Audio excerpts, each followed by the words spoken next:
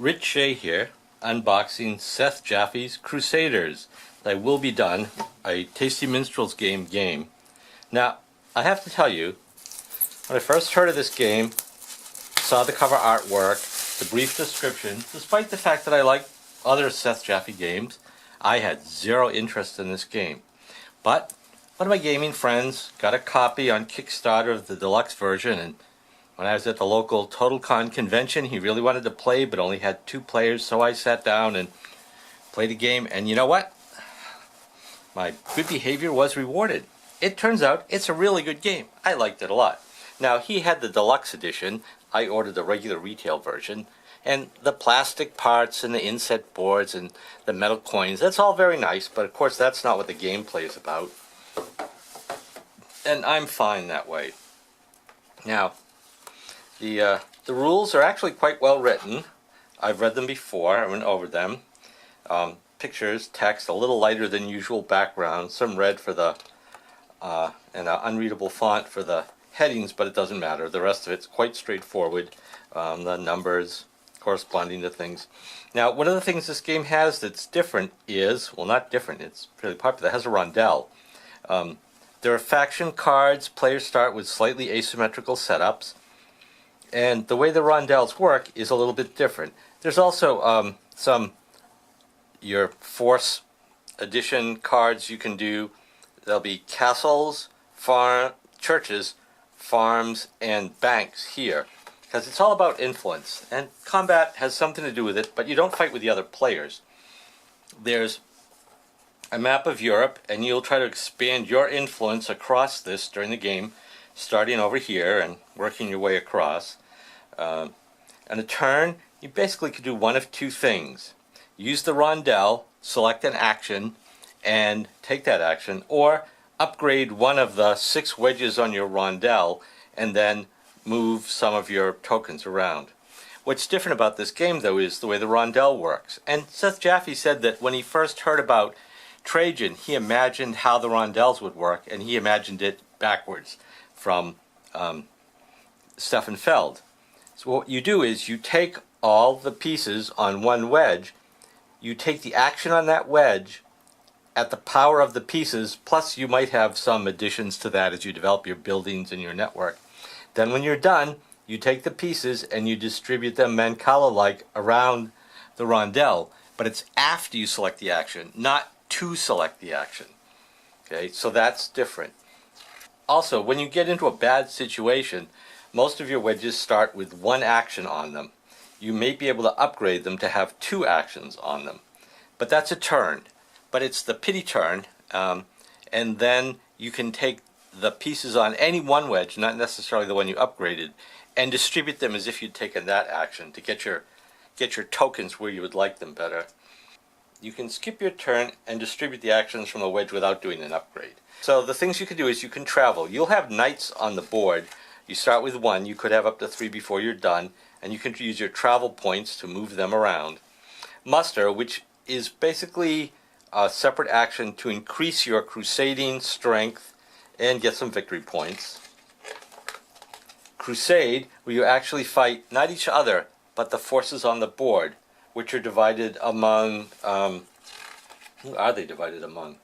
So, they're of course Saracens, Prussians, and Slavs are the people that you'll be crusading against.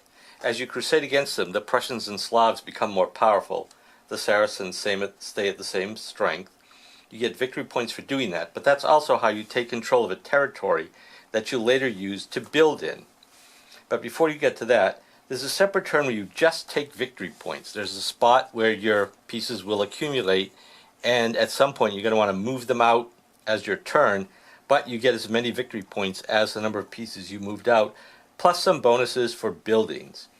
So each of the hexes on the map can hold 1 building. Some of them will have pieces that give you either a discount or an extra victory point when you build certain kind of buildings on them. That's part of setup. The 4 buildings are castles, which unlock your knights and eventually, and also give you some strength or extra travel. Most of the buildings will increase your capabilities in some way. The churches, as you build churches, you get more influence when you take the influence action. And if you get to the fourth building of any building, you'll get some endgame victory points. Farms increase your muster strength. Banks lower the cost of building buildings. So buildings cost the indicated strength. So you have to have 3 in a building token to build a level 1 building, 4 for level 2, 5 for a level 2 bank.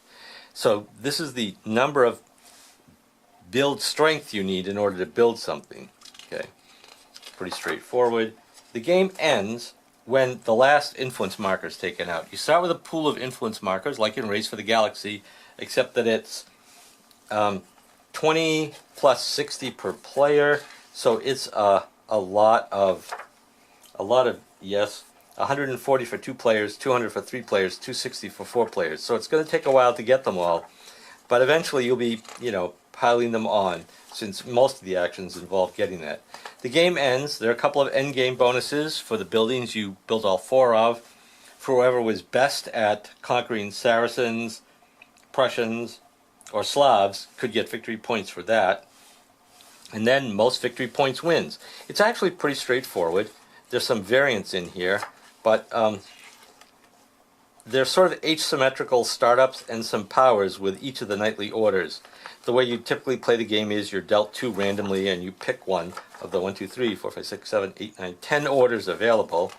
So there's 2 for each, plenty. There's some notes on the back that explain what he was thinking. Now this isn't the Super Deluxe version. The Super Deluxe version has plastic pieces as well as the wooden ones. And it might even have silk screening on the wooden ones. But I'm fine with just these wooden pieces. These are the castles. Let me hold them up close, right? I mean, it's pretty straightforward and easy to tell what's what. These are churches. They have little spires.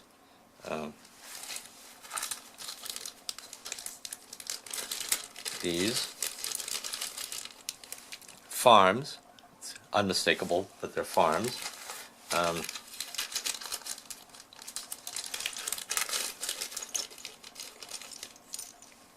These are knights. As you can see, they're nice, thick wooden bits, and they don't break when I drop them on the table.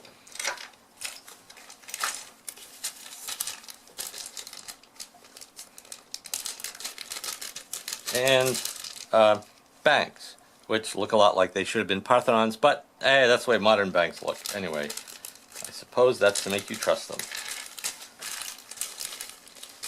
Then there's a bunch of the markers people use on their rondels. They're nice. They're not round. They won't roll away. That's a great design choice, in my opinion. So a bunch of plastic bags. These are the player boards. The rondels go around here. There's a quick rule summary. The strength things go along the top here. Then as you uncover the buildings, it shows the benefits that you get. So it's actually very straightforward. When you're doing the influence, for instance, action, you can just see which influence markers are uncovered and add those to your bonuses. And these are in the player colors, green, purple, blue, orange. I don't know if I'm a giant fan of the color choices, but they're quite striking when it's all set out on the table. The punch boards, you can see, are very thick. Knightly orders. These are the strength markers. These go on the board to give differentiate the things that happen in the different provinces. And here's the rondel things. This is the side with 2 capabilities. This is the starting side. It shows what the other side's got. So when you're deciding which ones to flip, you don't have to keep constantly flipping back and forth. The just endgame scoring bonuses for the Saracens, and they're marked on the back in case there's a tie. So it's these things are nicely set up, very convenient to use. Player colored for most of them. 3, 4, 5. Here's the sheet with everything. Okay, there's they're not quite as fancy as the metal ones, but they're quite well done. These are influence tokens, 1s, 5s, 10s. These go on the board. The Saracens, when you conquer them, you get a free building. The Prussians and the Slavs, you get victory points. And of course, after you clear the space, you can build on it. Here's the map. As you can see, the hexes are quite large. There's not tons of them. Your building goes in this space. If there's a bonus, it's either pre-printed on the map or you put one of the bonus tokens on there, right? And the flag indicates that it's going to get one of the enemies at the beginning of the game.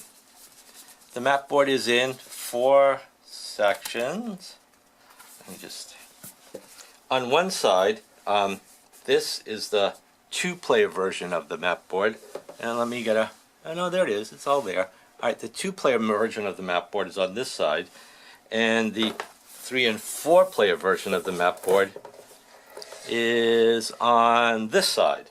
What's the difference? I'm not sure. And it's well laid out. Here's the victory point markers to start. Here's the strength tracks for the Prussians and Slavs.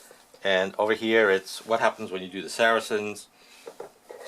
It's actually a very straightforward game to play with interesting decisions. It's not so much about the Crusades really as it is an influence and economic expansion game. To be frank, I had very low expectations based on the description, and I liked the game a lot. I rushed out and ordered it as soon as I got home from the convention, and I'm happy I have it. So I hope you'll consider it and look into it, maybe watch some other videos about people playing it. But that's my take. Thanks for watching. And again, to remind everybody, I'm involved in the Meeple League, meepleleague.com, where we're advocating for the spread of competitive board gaming, tournament play at local conventions, game stores. You can get in touch with us, and we'll have learning material on how to be a GM for those kinds of things. Part of it is spreading the ability to have tournaments, the knowledge on how to do it right. So thanks for watching, and watch for more of my unboxings. I tend to do this with almost every new game I get now, and I hope some of you are enjoying them. Thanks a lot. Bye.